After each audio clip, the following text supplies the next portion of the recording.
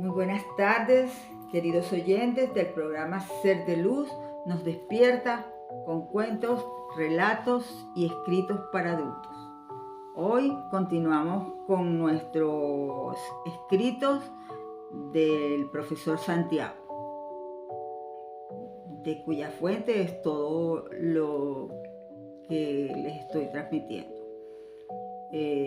Hoy vamos a hablar sobre el misterio de Moisés. Recuerden suscribirse los que no lo han hecho, compartir el programa, tomar anotaciones, sacar conclusiones, analizar, prestar atención, ya todo eso que les he repetido para que el aprendizaje pueda llegar de la mejor manera. Hoy, en este viernes 6 de junio, comienzo de fin de semana, vamos con nuestro artículo de hoy. Comenzamos. El misterio de Moisés. La tradición religiosa judía es que la cábala fue recibida por Moisés en el monte Sinaí. Este se la entregó a Josué, quien a su vez se la pasó a los ancianos. Estos últimos a los profetas, quienes la incorporaron a lo que se llamó la gran sinagoga secreta. Moisés, habiendo sido criado como su hijo por la hija del faraón, tuvo necesariamente que haber sido iniciado en los grandes y antiguos conocimientos secretos cosmológicos que poseían los antiguos egipcios y que solamente enseñaban en las llamadas escuelas de los misterios, las que funcionaban desde sus templos cuyas puertas estaban solamente abiertas a aquellos que demostraban mediante rigurosas pruebas la sinceridad y honestidad de sus intenciones.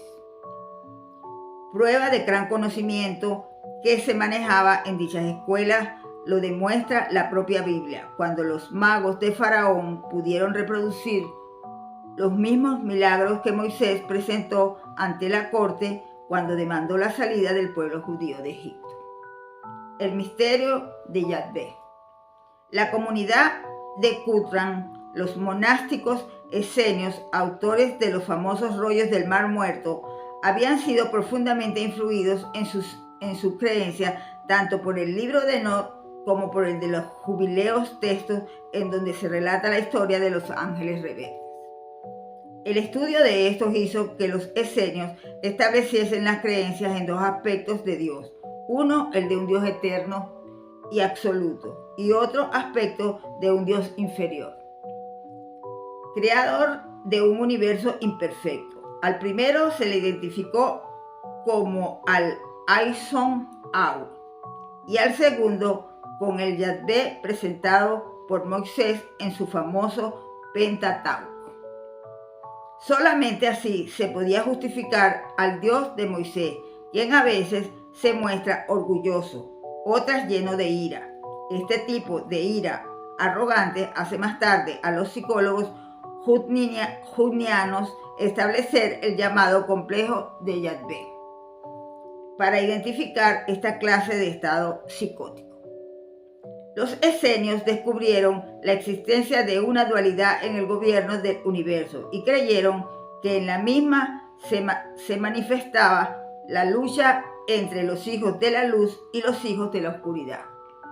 Más tarde, los gnósticos y los primeros cristianos continuaron esa creencia ya establecida por los exégetas esenios. La cábala cristiana. Durante la Edad Media, los cabalistas judíos usaron el lenguaje oculto de la cábala para transmitir y perpetuar los conocimientos mágicos prohibidos en ese tiempo. Más tarde,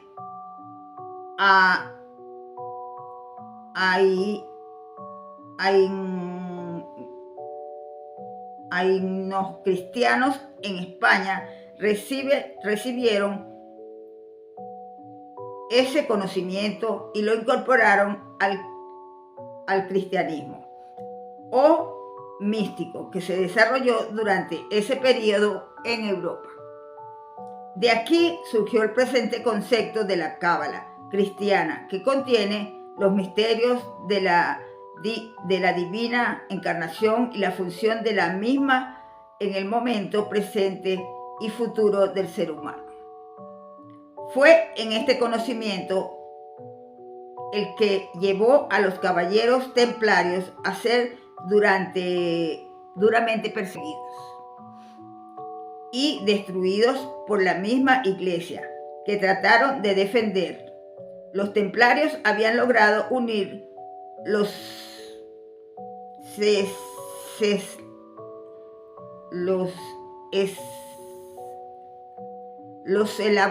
eslabones perdidos de una larga cadena dorada y habían llegado a descifrar el gran secreto, aunque el Papa Clemente V y el rey de Francia Felipe el IV, a quien llamaron tortura y exterminio mediante la bula Vos in excelso de 1312, el conocimiento que sintetiza los caballeros templarios no se perdería ya jamás. Aquellos templarios que sobrevivieron encontraron refugio en España, donde continuaron trabajando en secreto, convirtiéndose su labor en el contenido sagrado de las escuelas místicas, quienes, gracias a ellas, los han conservado hasta nuestros días. El alma del hombre regresa siempre a la tierra a terminarlo empezado. Uno de los mayores misterios que se nos revela al estudiar la Cábala es el hecho de que la gran mayoría de aquellos almas que se hicieron cargo desde el principio de desarrollar el trabajo para la transmisión del conocimiento superior a los seres humanos han regresado en muchas ocasiones para continuar y otras veces terminar la labor comenzada en vidas anteriores. Ahí vemos que el propio Moisés regresa a terminar lo que había empezado durante su vida como el gran patriarca. Su regreso esta vez se produce bajo la personalidad y el cuerpo del famoso rabino llamado Shimon Bar Yochai, quien aparece en los momentos difíciles cuando Israel se encontraba bajo la dominación romana, circa 150 a.C. Fue durante esta encarnación que Moisés le da forma al Zohar, uno de los pilares principales del conocimiento cabalístico. El Zohar, conocido como el libro de los esplendores, una de las más reveladoras obras escritas sobre los códigos de la Cábala, fue el trabajo que llevó a cabo Shimon Bar Yochai, discípulo del rabino Akiva, quien fue sentenciado a muerte por los romanos por estudiar la Torá. A la muerte de su maestro a mano de los romanos, Shimon Bar Yochai y su hijo Eleazar se escondieron dentro de una cueva en una montaña cerca del pueblo llamado Pekín, cerca de Safed, en la Alta Galilea, en donde permanecieron por 13 años. Cuenta la tradición que durante todo ese tiempo el propio profeta Elías, quien más tarde se nos presenta como Juan el Bautista, acudió 2 veces al día a visitar a Shimon Bar Yochai y a su hijo Eleazar, y les reveló el contenido secreto detrás de la Torá. Del proceso iluminativo, junto a la presencia del profeta Elías, surge el Zohar, el libro de los esplendores, que es la fuente de donde brota la Cábala moderna como clave a los códigos cósmicos que faltaban por ser revelados. El círculo del karma siempre se cierra. Moisés regresó de nuevo a completar junto al profeta Elías la misión de preparar a la humanidad para los días que se avecinarían en un futuro lejano. El misterio de la luz circundante y la luz interna fueron aquí totalmente revelados, así como el proceso de la corrección del hombre sobre sus propias acciones en vidas anteriores. Las bases estaban ya echadas, solamente había que esperar que los hombres comenzasen a despertar de su largo sueño del olvido para que hiciesen contacto con la luz. Durante 2000 años florecieron en España los secretos cabalísticos judíos, conjuntamente con el misticismo cristiano y el árabe. Más tarde, alrededor del año 1492, cuando los reyes católicos Isabel y Fernando decretaron la expulsión de los judíos de esa tierra, los cabalistas judíos se mudaron a Israel, localizándose en Safed, pueblo cabalista. Allí, estos místicos judíos establecieron el escenario desde el que surgirían 400 años más tarde el interés por el estudio de la Cábala. Magnífica explicación de origen divino a las complejidades de la existencia humana. El rabino Shimon Bar Yochai una vez dijo: hay 3 señales en un hombre. La palidez es una señal de ira, hablar mucho es una señal de desatino y la autoalabanza es una señal de ignorancia. Analicemos estas palabras de sabiduría y usémoslas como semilla, pues solamente conociendo la semilla y llevándola a su nivel encontraremos la información que se convierte en conocimiento. Si la información que recibimos es convertida en conocimiento, entonces esta se queda solo como información externa y seguimos sufriendo los mismos dolores y padeciendo los mismos problemas que anteriormente. Solamente cuando contactemos la información y la convirtamos en experiencia y la experiencia en sabiduría, eliminaremos los patrones relativos que rigen nuestra existencia. El conocimiento y la sabiduría extraída del mismo son el único poder verdadero que existe en el ser humano. Cuando tengamos por poco aún solo el conocimiento semántico de la Cábala, ya nos podemos remontar a gran altura sobre nuestras vidas, junto con nuestros planetas, y por primera vez estaremos en la ruta precisa. Resumen. 1. Los conocimientos y las profundas revelaciones de la Cábala no han llegado a nosotros por medio del uso de los métodos de investigación científica regulares. En vez, el conocimiento ofrecido por la Cábala es el resultado de la revelación directa, la cual fue entregada por las jerarquías cósmicas para que el ser humano volviese a encontrar el camino de su reintegración hacia el Padre. Mediante el conjunto formado por esta revelación, el hombre puede entender los códigos secretos ocultos detrás de las Sagradas Escrituras y de otros libros que las complementan. 2. Es curioso notar que los últimos descubrimientos de la astrofísica y de la nueva física llamada cuántica coinciden con las antiguas revelaciones y planteamientos presentados desde hace miles de años por la Cábala en todo lo concerniente a la creación del universo y sobre la interacción existente entre el hombre y el mismo. La única gran diferencia que existe entre la teoría de la física moderna y las enseñanzas secretas de la Cábala es: para la primera, la creación es el resultado de un acto casual, mientras que para la segunda fue el resultado de un acto intencional y autoafirmativo por parte de Dios Creador. 3.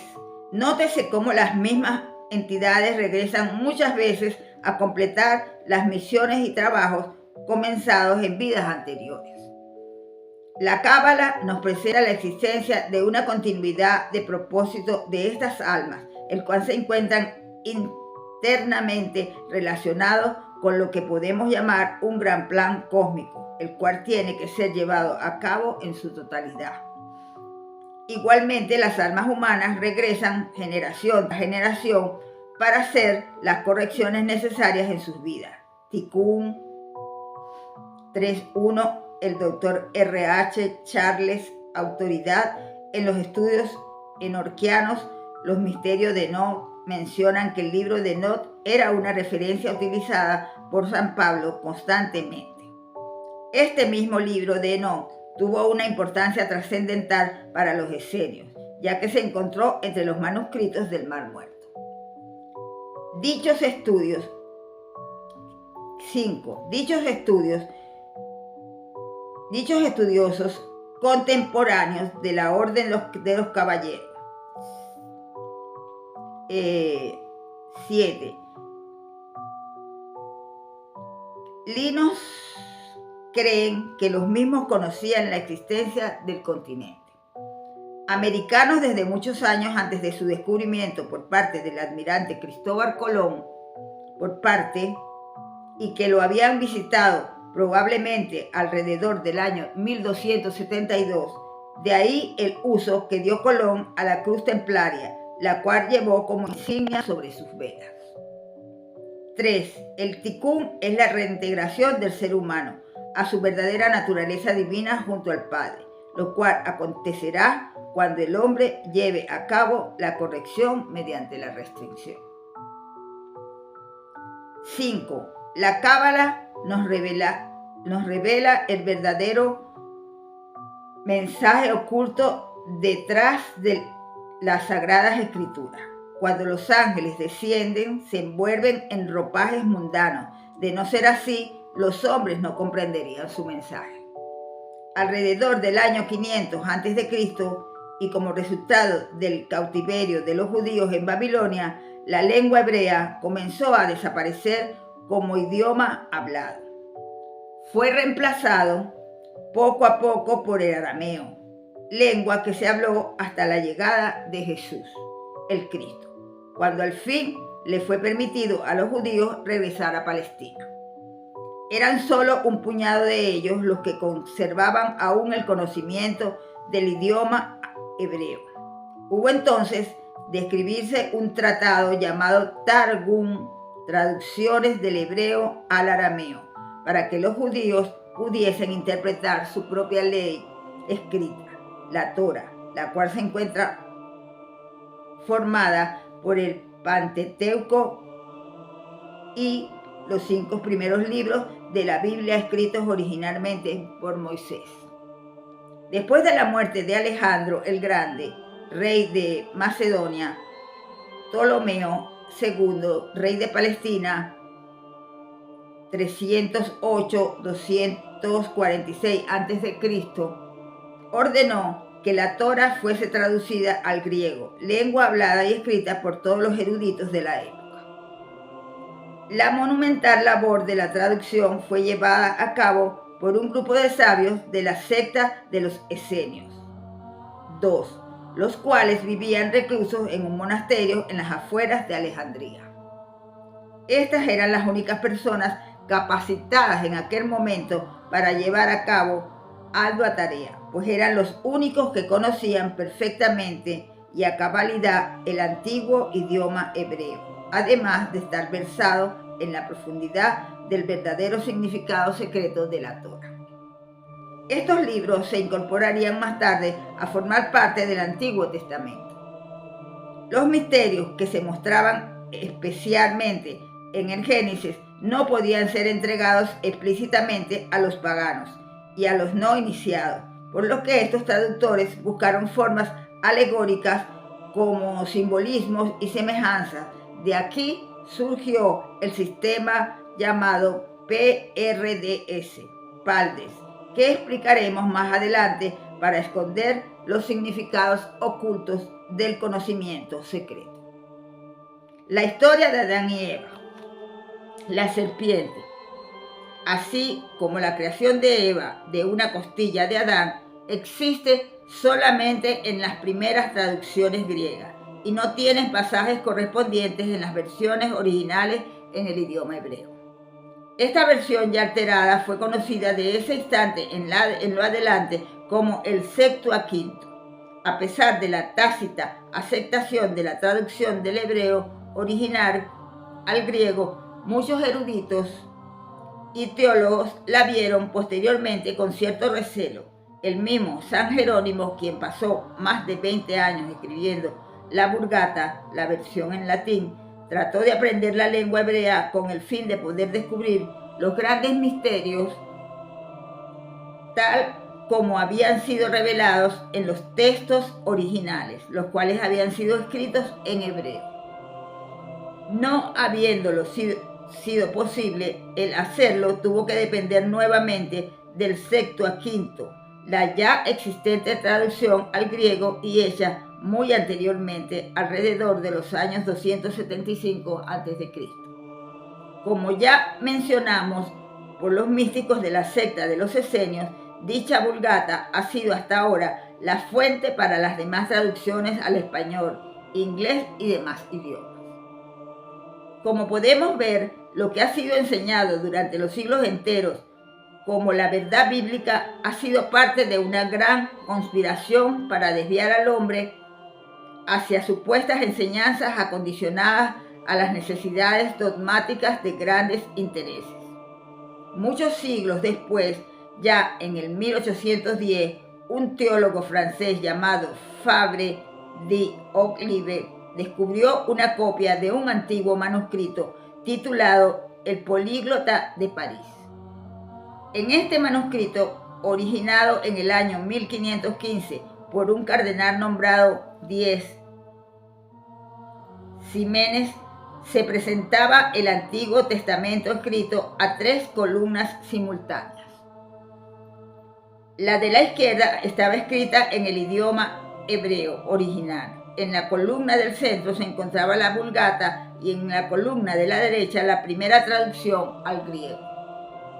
El Septuaginto quedó demostrado sin lugar a dudas que las dos traducciones originales, es decir, la Vulgata y el Septuaginto, eran simplemente pobres parodias de los textos originales en hebreo.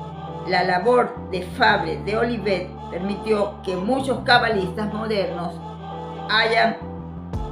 hayamos podido interpretar el Génesis en su verdadero contenido místico. El primer capítulo del Génesis expone la creación como una idea preconcebida en la mente de Dios, aún mucho antes de la manifestación corpórea de la misma. Este acto inicial que tuvo como efecto a la creación fue un proceso mental puesto en movimiento por la voluntad de Dios. San Agustín, completamente consciente de esto, manifiesta en el principio Dios crió los cielos y la tierra, aunque esto no era real aún, pues al principio solo existían aquello aún en potencia de ser. Aquí podemos contemplar las profundas motivaciones de San Agustín al creer en la predestinación del ser humano como un propósito determinado por el mismo Dios.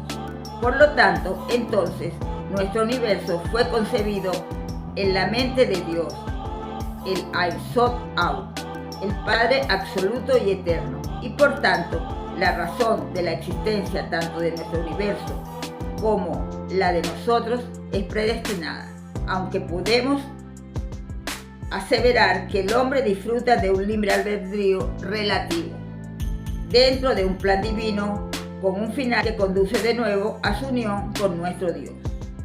La evolución, tanto la humana como la del universo en general, es parte de un plan cósmico que existió desde el mismo principio. Este plan constituyó la primera creación.